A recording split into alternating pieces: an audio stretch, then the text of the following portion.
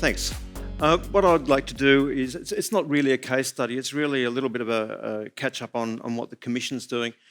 I think we're all very familiar with those graphs now. You're very familiar with what the difference is between the east and the west of the city. So what is the planning response to that overall? Importantly, and Josh picked up on this, and it's been picked up by Diane as well, the reporting and the evaluation. How do we actually track how well we are actually going?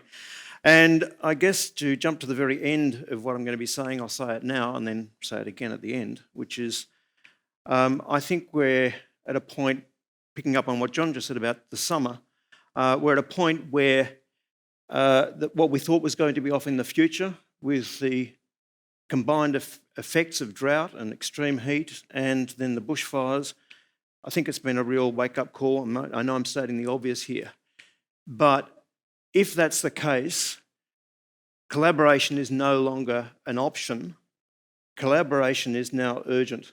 And so I think it's fantastic to have the range of people in the room today, because I think it's fair to say that the way we've set up our systems in the past, the fragmentation, the components which are reflected in legislation between private and public, between the regulators and, let's say, the developers or industry, have served us okay in the past. But I think it's fair to say that they're right at the limits of their effectiveness right now. And so where I'll get to the end, and say it again at the end, is that I think we have to establish a different relationship in responding to urban heat in particular between the development industry and the regulators and government. One's operating in the public interest in the terms of government, and the other is operating in the interest of the market. In fact, we're talking about the same people. So what we've got to do is think about how we bring the market and regulations that everyone's comfortable with so we can have an even playing field, so everyone can start doing incredible projects like yours, Josh, everywhere, is the challenge. So I think that was an extraordinary demonstration, both at the individual house scale of someone's individual commitment. We just have to do it a few 100,000 times in the next 20 years. So that's quite a long introduction, so I better get going. So formally, what are we doing? You're probably familiar, we've got the Greater Sydney Regional Plan, we've got the district plans, and they then are meant to inform, and they will be informing, the local environment plans. And it says we expect the local environment plans to give effect to what we're trying to achieve in the Greater Sydney Regional Plan and the district plans. And in between that, there are these things called local strategic planning statements. Excuse the acronym nightmare at the top. But the local strategic planning statements are meant to be a way of interpreting actually what the community aspirations are between strategic documents and the formal documents of a statutory planning system, the local environment plans and the controls, if you like. Now, 30 out of 33 councils have committed to an urban forestry or canopy strategy. Some of them already have it. 5 out of 9 in here's another one, the Planning Partnership Office, which is the collaboration actually of 9 Western councils to do the planning for the Western City. 5 of those who happen to be the 5 that are most affected by urban heat, I should stress. So not so much the outerlying ones which are more rural or have more bushland, basically. They have made specific commitments to developing cooling strategies. Overall, at the moment, 7 out of 33 have made specific mention of urban cooling measures that they intend to develop to put in their development control plans. So they've sort of jumped ahead quite a bit. And 12 out of 33 have made specific reference to urban heat, not just urban heat as a single word, but actually quite an expansive explanation of what they propose to do about it. Now, you may say, well, that doesn't look like a high proportion across the board. But I think it's important to remember this is just the planning system. And when we're talking about resilience, we're talking about a much broader remit. The other thing that the Commission's done is come out with a thing called the Pulse of Greater Sydney, which is fairly minimalist at the moment. It's got only 4 major headline measures which were actually developed in consultation with the community. In other words, what are you interested in hearing about? And so they are the things that we've actually decided to measure: jobs and education, 30-minute city walkable places, and addressing urban heat. But in order to report that, what is the data that's available at the moment, readily available? And so what we've used as a proxy is canopy. Now, the point I'd make here is that we all know that canopy and vegetation, and even irrigated vegetation, is not necessarily the total answer to urban cooling, and it certainly isn't the full answer to the resilience of a population to extreme heat. So I'm simply pointing out here that we can't expect the planning system to do it all if we're talking about true resilience. At the same time, we are trying to be as honest and as open and as trustworthy as possible. There is a commitment here to the government reporting annually on this, but also a commitment to what we've called future focus, which, as you can see down the bottom there, is saying that we recognise that this is our first go at talking about a response to urban heat and improving the canopy. But it's all the things down the bottom here, such as access to cooler places and community support networks, which basically bring in that broader conception of resilience, because it's not simply about planning or, for that matter, the physical environment, as beautiful as it may be. And so you may have seen these diagrams which seem to indicate a couple of things. One is that the people who are most vulnerable and the people who are exposed to the most heat are also in those areas which actually have the lowest canopy cover. And so the immediate response to that, of course, would be, well, we need to plant more trees. Of course we do. What's interesting also, though, is when you look at the variation across local government areas. So this is work done by the Western Sydney University. Sebastian, who'll be speaking in greater detail later. I just want to point out the scales are slightly different coloured, but they're basically the same range on each. But what you see here is a variation, not a huge variation, mind you. If it's a 45-degree day and it's 41 degrees in another suburb adjacent, that's not really addressing the impact that that heat might have someone who's vulnerable. Right? So what we've got to do is think about how do we use the environment to bring the overall temperature down, but recognise that there's actually a resilience, social, emergency response that's required as well if we're talking about responding to extreme heat. So what are we trying to achieve? And there's other issues here as well. Let's be direct. We want reduced heat-related deaths. We want reduced morbidity, which means poor health, because of course poor health means that you're more susceptible to actually dying in extreme heat. We want reduced peak demand for electricity. We want reduced energy demand overall. And of course we want increased livability and amenity, which I think we've seen actually demonstrated already so beautifully by the speakers this morning.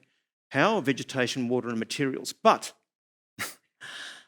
people don't die outside generally. It's not just the environment, as I've been saying, it's these other support networks and so forth. It's not a matter of just reducing the peak demand, it's also an issue of that peak demand failing. So the backup systems that we're talking about. Reduced energy demand, of course, and there's some exceptional projects which we've seen. However, in an overall carbon perspective, it's a relatively small part of the whole picture, and that's only a certain amount we can achieve. And with the livability and amenity, it actually involves higher water demand rather than less, even with some of the harvesting and so forth. And so what we're starting to get into, of course, is those trade-offs and complexities. And so this is from a few years ago. This is from talks that I've been giving for 10 years, believe it or not, pretty much. This is from just on 2012, I think it was. I'm sorry, that's 2009. So yeah, 11 years ago. This is nothing new. And the point at the top here is that that's the critical thing for that particular person, echoed, dare I say it, by the vox pop from Penrith residents earlier this morning.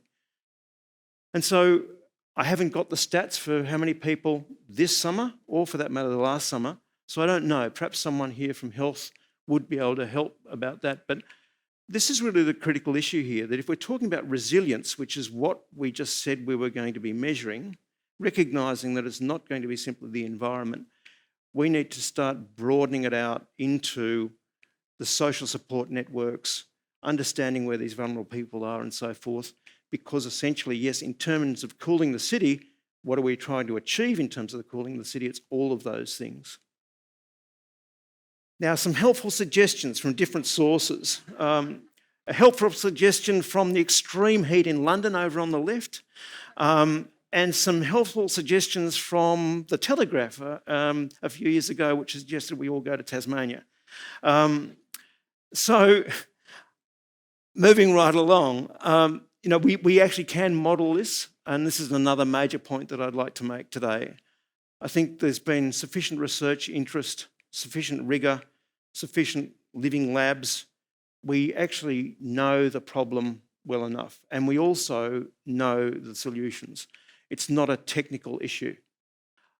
We know what can be achieved and how important the cooling can be, in this case on the overall energy demand in Parramatta CBD with ambient cooling and the reduced air conditioning load that we might be able to achieve with that, which then goes to the dependability of the grid, which then goes, as you saw a moment ago, what happens when the grid fails, which is of course to do with the resilience of our utilities. So you might say, as I said at the beginning or a few slides back, what we need to do is plant more trees. And that was a mapping, therefore, in response to where those vulnerable populations were that were experiencing the extreme heat. That then produced the diagram over on the left that showed the high priority areas for vegetation. We all love trees. We are not necessarily totally representative of the population. Fantastic work, some real reality testing here from what was called 2020, but we've reached our deadline. So it's now been rebranded as Greener Spaces, Better Places. Some fantastic work, though, about community attitudes and some interesting things about what's important to people at the top. Green, yes, but closely followed by parking and cafes. And down the bottom, the recognition of some of the issues and the terminology. And you can see heat islands are actually not up there. Now, that might have changed in the last couple of summers, but nature strip, we do call them verges as well. Street trees, everyone knows what they are, but canopy, well, what the hell's that? So we've got a language problem, but more significantly, down the bottom, this is basically people's attitude to parkland, believe it or not, to green space. 12% of people in this survey thought that green space was a bit of a nuisance and there should be less of it. So I'm just saying that it's not cut and dried. There's a bit of work to do here to actually engage the community. And the way to do that is to engage with them, I think, on the livability and the overall proposition, which again we saw illustrated this morning so beautifully.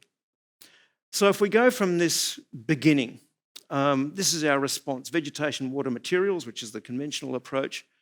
I think we need to then think about it in this broader idea of vulnerability, and of course that then leads into resilience. We want to mitigate, which is essentially what we're talking about with vegetation, materials and water, which is essentially reducing the exposure. That reduces the potential impact, but that's dependent on the sensitivity of the population. In this case, in terms of urban heat, people have pre-existing health conditions or actually don't really, they might be younger or older. So we've got to look at then the human and natural systems, mitigation and adaptation. It starts to get complicated. This is basically who's at play in the space right now. This is not future. This is actually people who are involved with this. If we're talking about that broader conception of resilience, that looks complicated. The way to cut through that is to do exactly what Josh said, which is we've got to think about it in terms of precincts and the overall livability proposition in a place. Not only spatially, but in terms of time. Because what I've got here is the order of people. Council, DCP telling the developer what to do, handing back to council. Council, DCP handing to an owner, right? But the point is that we've fragmented not just spatially, but also in terms of control. The way to bring all that back together is to look at the total picture, not just from a functional point of view, but in terms of actually presenting something to the public that's convincing. It's up to us, I think, the developers, government in the room, to work out how all that comes together. And great work again from Western Sydney University. We can measure this. We can actually understand what these different combinations of things do in terms of understanding typologies of place. Not single dwellings, not just road types, but how they actually work together. We can measure this. We understand how they all interact. And the thing about trees, of course, is we think about the leafy North Shore in the case of Sydney. Well, it wasn't leafy in 1943, right? So this is a long-term game. This is Paddington in 1943. There wasn't a single tree in Paddington in 1943.